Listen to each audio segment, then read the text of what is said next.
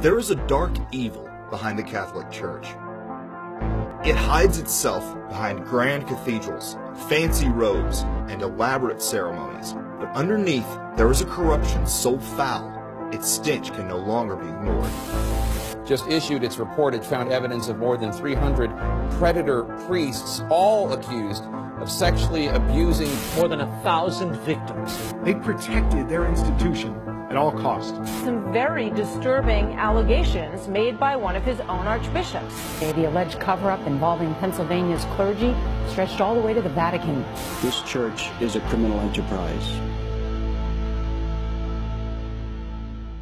In the past weeks, two stunning revelations have been made concerning how extensive the child abuse cover-up is within the Catholic Church.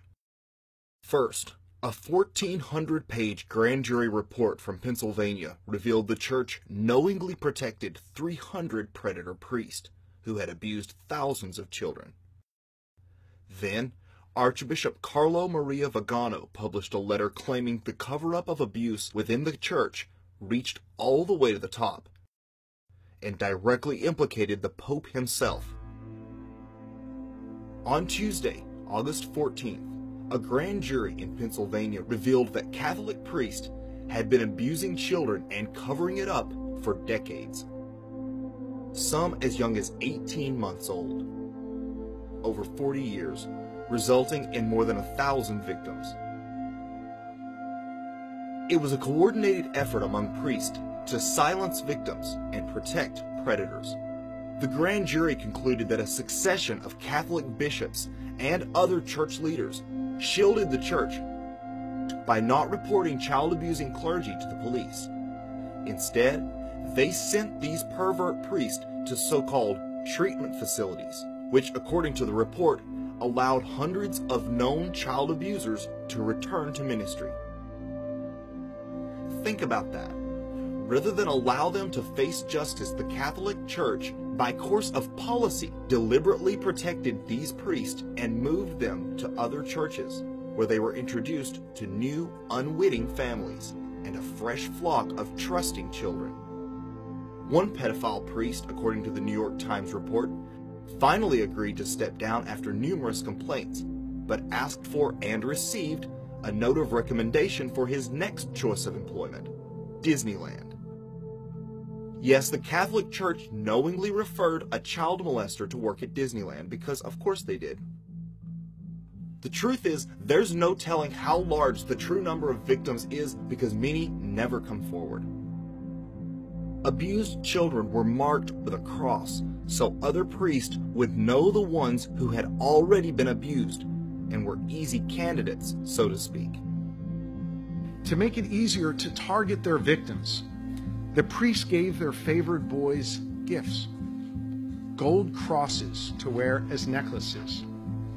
The crosses were markings of which boys had been groomed for abuse.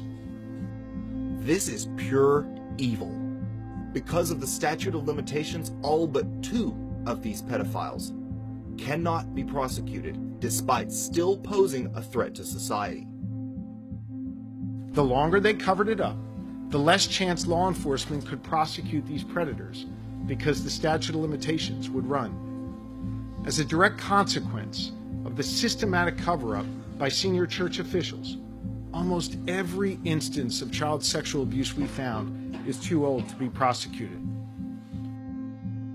Some of these predators have raped hundreds of victims, hundreds of lives destroyed, and the church does everything in its power not only to shelter the abusers from justice, but to keep them in positions where the abuse can continue as long as possible.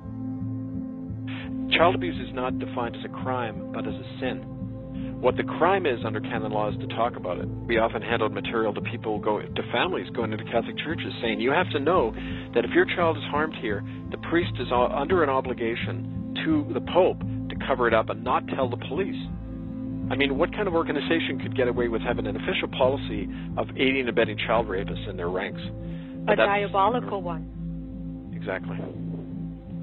But as terrifying as this is, it goes much deeper than the media will ever let on. This type of abuse is somehow ingrained in the priesthood itself, as if priests feel somehow entitled to this behavior.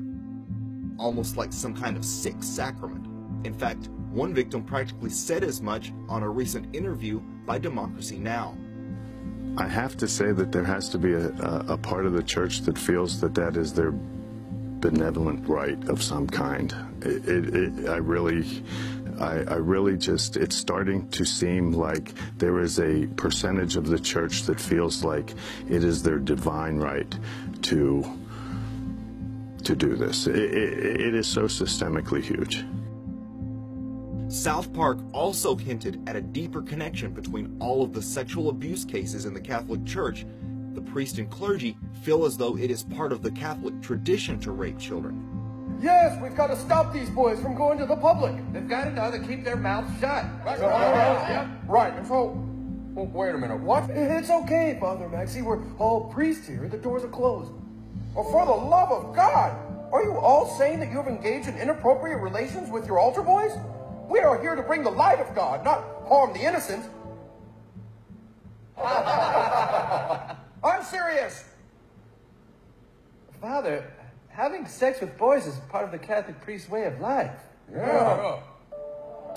Well, I was 40 years an insider in this church. I was 23 years in the religious life and 14 as a priest. And I knew what was going on the inside, and it was just abject corruption from the get-go. This church is a criminal enterprise that actually covers up the massive sexual abuse of children for centuries. In an 11-page letter published Sunday, Vigano, the retired Vatican ambassador to the United States, called for the Pope to resign, claiming he told the pontiff in 2013 that Cardinal Theodore McCarrick, then Archbishop of D.C., was a serial predator, and that corruption and cover-up in the Catholic Church goes all the way to the top.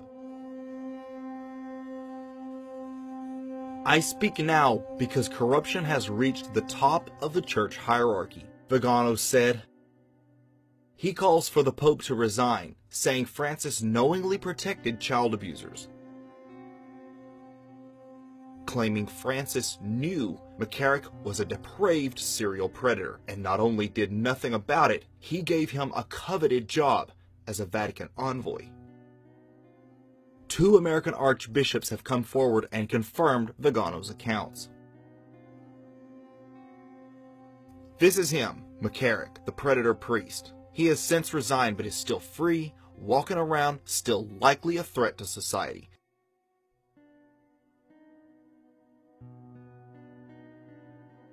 How much more evidence do we need that this man is pure evil?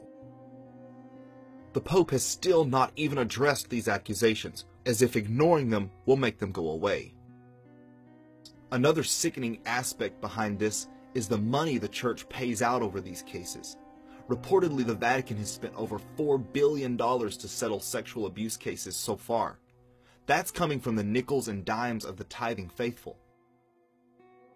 The Vatican hoards untold wealth. The Pope flies around in a private jet, and yet he wants us to believe they care about the poor and starving. So when that collection plate comes around, you know your hard-earned money is doing great things. Compensating victims of the priests transferred from parish to parish so they can continue their predatory behavior, and paying lawyers to defend them. But there's a much darker aspect to all this that no one will mention: the connection to trauma-based mind control, aka MKUltra. MKUltra survivor and whistleblower Kathy O'Brien has spoken extensively about her abuse at the hands of perverted priests and her Catholic/Jesuit-based mind control. Mine was horrific and horrendous, and it was based on what the Himmler research had learned about the effects of trauma on the human mind. It's what the Catholics had long since learned about effects of trauma on the human mind through the Spanish Inquisition and the kind of tortures that they were using back to the Crusades in the early days. They knew the effects of trauma on the human mind. When we were in Italy,